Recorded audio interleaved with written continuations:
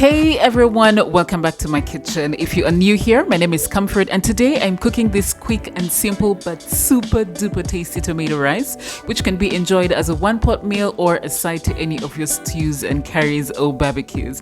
I have listed all the ingredients I used in the description below, and without further ado, let's get started.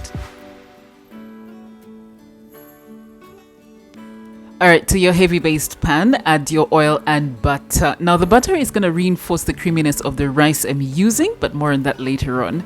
Now once that has been heated up, add your onions and cook for about 5 minutes while stirring frequently.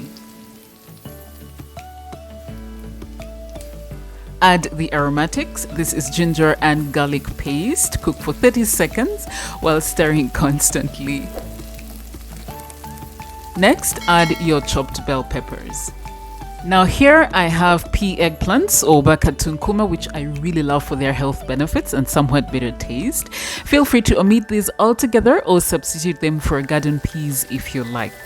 Add the chopped tomatoes, curry paste, and salt. Stir everything up bulonji like so.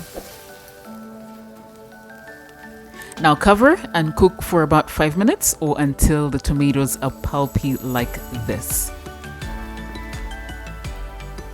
Add your water and bring it up to a boil.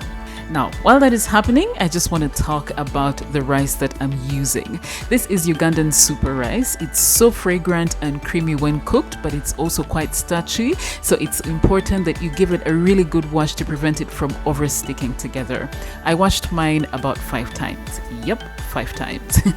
Now add the rice and I'm gonna cook it over very low heat for 15 minutes. But first, let's give it a really good mix, and I like to cover my saucepan first with foil and then the lid. Now this creates steam, which will help with the cooking process and also trap the amazing aroma of the dish inside, if that makes any sense.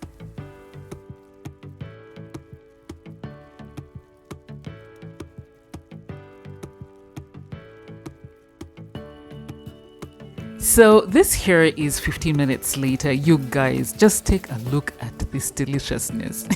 You cannot tell me that you don't want to enter into your screen right now and eat away. So after mixing all the ingredients together, I'm adding my finely sliced scallions. If you don't have spring onions, it's okay. You may use whatever herbs you have or nothing at all.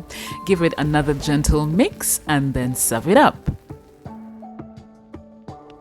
So this tomato rice is delicious and filling enough to eat on its own, but you can also enjoy it with barbecue meats or chicken, curries and stews, an omelette, braised greens. Basically, the list is endless.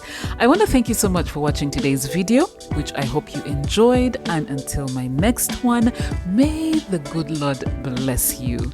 Bye!